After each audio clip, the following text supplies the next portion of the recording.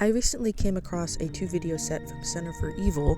He talks about rumors from a supposed playtester for Resident Evil 9. Now, I love anything about these rumors and supposed leaks that keep coming out, not because I just eat them all up and believe everything, but I like to dream and I like to hear other people's thoughts about it. So I just want to kind of focus on what I've heard in the video and my thoughts on these new rumors. Going off the idea that Jill and Leon may be the main protagonists seems like a good idea. Although, I don't want the story to feel too much like it isn't following up on what left off in 8. I honestly thought we were going to get some rumors by now that we would be playing as the ultimate form of Chris taking on the BSAA. But this might make more sense. No matter how much Chris just keeps growing in each appearance, his strength alone is not enough to take on an entire organization, even though it maybe felt that way in previous games. For example, Leon taking on the entirety of the Spain mission all alone. These things show our usual protagonists have the abilities and skills to handle things on their own, but that may no longer be the case. Chris helped in founding the BSAA. The BSAA knows how Chris thinks and operates. This was the biggest inside job and plot twist that I could have ever imagined. They turned into something else right under his nose, and they have extensive information on all the people they know are survivors of instances involving BOWs. They know everything about our usual pros, so they'll all have to watch their backs. Now, another mention in the rumors is that 9 could be a solo Jill mission, and I have nothing against Jill, but I don't think that this will work. Now, it may seem like a bit of small thinking on my part to say that a solo mission won't work. I mean, recently we've had RE4 and RE3, respectively. They are good games. People love them, especially 4. And they were solo stories. But they were remakes. Revisions of the earlier days of the characters. And how much our universe has expanded since then. It feels like for some time Capcom has been trying to make Resident Evil to be something beyond what we are used to and a little bit less of what we, have gotten a little bit comfortable in playing. This can be argued using the size of the RE6 campaign and the really out there feeling of the story and monsters in 8.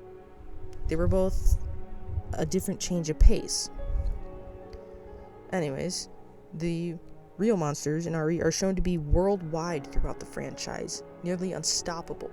So if we are nearing the end of the franchise, or at least the end of the stories of some of our usual suspects, it makes sense that any small corner of the world that the story takes place in will be overwhelmingly powerful and packed with villains, more than any of the previous games. To have the characters face off against a threat worthy of the rumored name Apocalypse, I feel like it would just make sense to have more than just one person being the main focus of the game. So I think it makes sense to have multiple storylines in 9. This apocalyptic threat is too big for any one of the big names in RE, so we need them all, if at least not a few names to be on the case. I feel like it would up the stakes of the game, helping the player to feel a sense of dread and urgency to the matters at hand in the story. Now, I definitely think Jill should be part of the central story. We need more of her character. She brings a lot of hype to the table, and I feel like we have seen more in the games and movies how Chris and Leon have dealt with their trauma of their pasts, but I feel like even after Death Island, Jill's mental state was still not cleared up, kind of swept under the rug for the sake of an Avengers-type lineup. I want to play as Jill and have her truly come to terms with the state of her life and the past. In the rumor video, it was said that Jill's story could take place in an abandoned mega hospital in Russia, and I saw an interesting comment suggesting the interesting theory that Nikolai could still be alive. Now stop. I know he's dead. But someone in the comments also mentioned that there is another helicopter nearby at the end of 3, so maybe he escaped. I know, it's absolutely far-fetched, almost as far-fetched as my hope that Wesker is somehow still alive and could be the final villain for our pros, especially Chris and Jill. But either way, if Nikolai is dead, maybe there will be some connection to his recruitment, or an umbrella connection to the hospital that triggers memories or PTSD for Jill. I'm getting off track here. So the story taking place with Jill and Leon makes sense. Maybe Chris needed to go off the grid for a while for the safety of himself and Hound Wolf Squad. Maybe Jill is his inside eyes and ears. Or maybe the BSAA has a hold on her somehow. By hunting Chris, she is forced to do their bidding. This isn't even about the rumors anymore. Hang on. Yeah. I might be a bit worried that this ends up being a solo mission game for any of the characters because I want this to expand, to feel like a problem that they all need to be involved in some way. Now, I heard elsewhere, I don't remember if this was a rumor or just a passing thought, that RE9 could be a two-parter.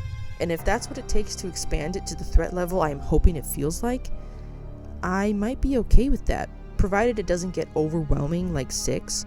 But I absolutely believe that it is possible to make a story on the level that 6 was trying to be without it feeling like a repetitive flop. Add more horror, don't make it repetitive, and in each of the characters' own sections make their paths more interactive with what's going on in the other's campaign. And maybe have the chapters be played in a more chronological order so that it doesn't feel like you're going back and forth for every version of the story when you already know the ending. It makes it feel like a drag. Maybe there can be an option where you can play a single campaign, but there will be small details that you only notice if you play the character campaign chapters in a chronological order, where one is Jill, then Chris, and Leon, sort of. Kind of like how in 3, when Carlos blows up the wall in the RPD, but you only see a hole in the wall in 2, and you kind of wonder, like, hey, how'd this get here? Doesn't really seem important, but it's kind of cool to see things like that connect in a story. Maybe in 9, you can see these types of details and wonder how close you are on the next character's trail. I hope that made sense. But yeah, I still feel like the scope of the next RE title is grounds for a multi-main character storyline. Everyone seems set on the idea that it will be big, possibly the biggest installment in the franchise. The interpretation of that may be up for grabs. Are they talking about the computer space or the story? It's possibly both, but I'm betting the story is where the weight is held. And this far into the RE universe, I don't think all that weight should fall onto just one character. I think it's time for them all to come together and get to the height of the problems plaguing their world and the billions of unsuspecting lives. Chris, Jill, Leon, and Claire, we need them all.